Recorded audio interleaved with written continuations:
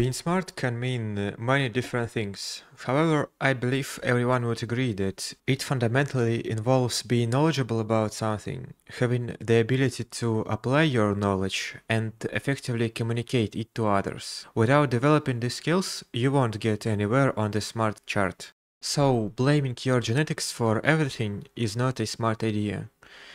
You can actually improve all of the skills previously mentioned.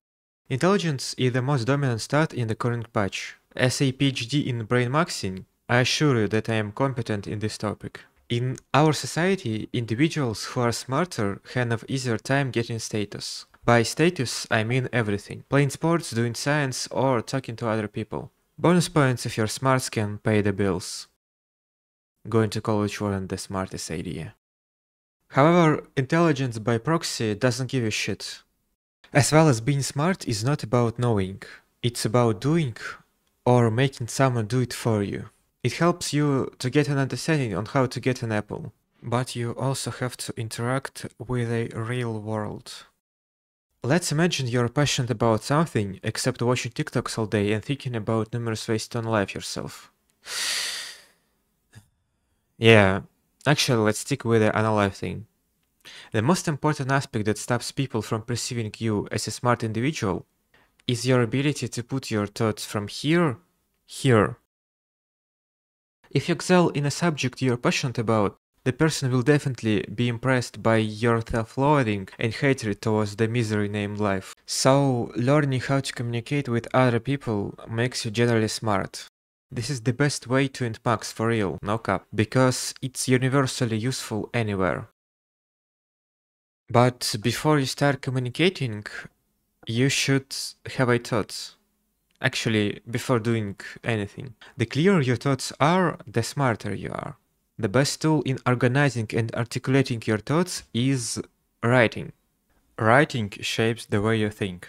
The more you write, the easier it becomes to structure and articulate your thoughts. So, if you are learning something or clearing up mess in your head, just write about whatever topic you have in mind, explain it to your future self that remembers nothing from that moment. It places your thoughts process on the paper where you can interact with it in real time, or see any contradictions.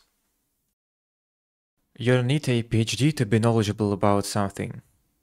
There is a lot of evidence indicating that 20 hours of practice can bring 80% of the results. I mean practice, not watching something on YouTube. By just practicing for 45 minutes a day for months, you would become better than 95% of people in the thing you do. This approach also applies to social interactions, by the way. If you decide to learn stuff from books, which is one of the hardest ways to digest information, by far the best way to understand the material is to implement it right away. So if you've read somewhere that liking this video and subscribing to this channel puts your IQ in the top 96% of the population, you know what to do. But I'd probably stick with specific YouTube videos on a skill you want to get. They are free and full of actually valuable information. Just don't binge watch them. 20% of theory, 80% of practice, and check the step 1. It also makes you feel like you have friends. Let's imagine you want to learn how to ride a bike. No one ever learned how to ride a bike by watching how to ride a bike. You only learn how to ride a bike by watching how to ride a bike while riding a bike. Okay, that wasn't a great advice, but I've got another approach for you.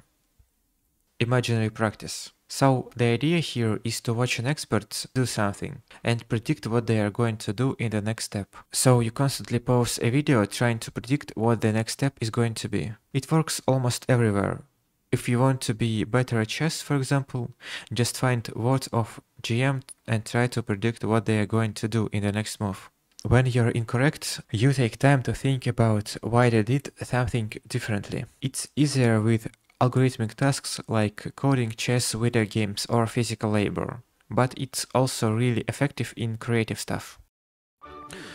Take breaks without receiving any information, so your brain can rest and actually make space for the valuable information you've consumed recently. Imagine you're hunting a deer with your body a few million years ago.